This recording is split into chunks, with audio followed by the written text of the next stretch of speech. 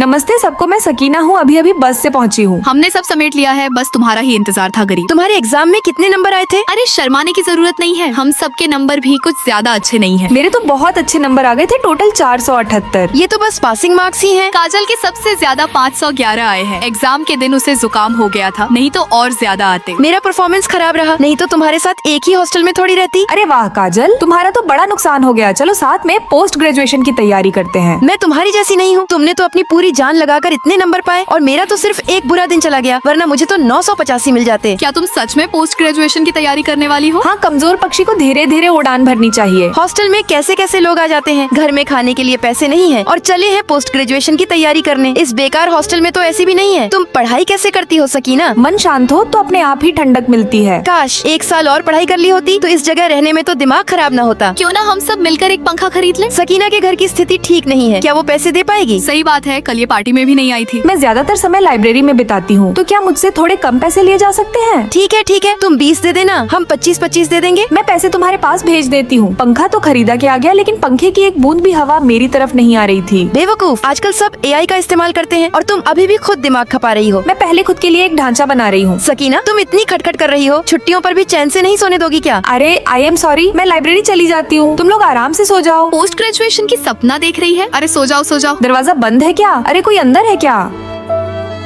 इन्होंने अंदर से जानबूझकर दरवाजा बंद किया है। तुमने उन्हें नाराज किया है क्या? मैं पढ़ाई में लगी रहती हूँ, इनसे घुल मिल नहीं पा रही। लगता है मुझे इनसे माफी मांगनी पड़ेगी। तुम इतनी सीधी क्यों बनती हो? जो लोग तुम्हारी इज्जत नहीं करते, वे लोग तुमसे शर्त लगा रहे हैं कि तुम अपनी जिंदगी में कुछ नहीं कर पाओगी। क्या तुम यही चाहती हो? बिल्कुल नहीं। तो यह बात याद रखना, तुम्हें कभी हार नहीं माननी है और उस ऊंचाई तक तुम्हें जाना है जहाँ ये लोग कभी पहुँच न सके। तभी ये लोग तुम्हारी इज्जत करेंगे। मैं कभी हार नहीं मानूंगी दोस्त। अरे अपनी लाइट बंद करो, हमें हॉरर मूवी देखने में परेशानी हो रही है। फिर ये लोग मुझे अच्छे से पढ़ने भी नहीं देती और चिल्ला चिल्ला कर मुझे डिस्टर्ब करती हैं। ये किसने किया?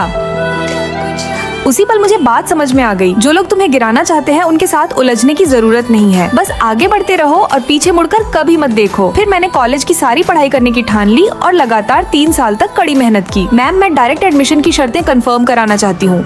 अरे वाह, इतनी बड़ी हस्ती फिर वापस हॉस्टल आ गई। सकीना, तुम्हारा तो डायरेक्ट एडमिशन हो गया।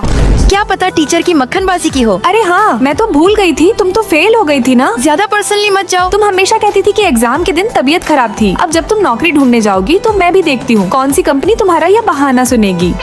सकीना तो वाकई में हिम्मत वाली निकली, कमाल कर दिया। उसके बाद मैं उन तीनों रूममेट से कभी नहीं मिली, लेकिन उनके मैसेज मुझे हमेशा आते रहते हैं। Happy new year Sakina. Sakina ji, आपकी कंपनी में कोई वैकेंसी है क्या? हे सकीना, कैसी हो तुम तो मुझे भूल ही गई। दोस्तों, जो लोग तुम्हें नीचा दिखाते हैं वे तुमसे शर्त लगा रहे हैं कि तुम असफल हो जाओगे।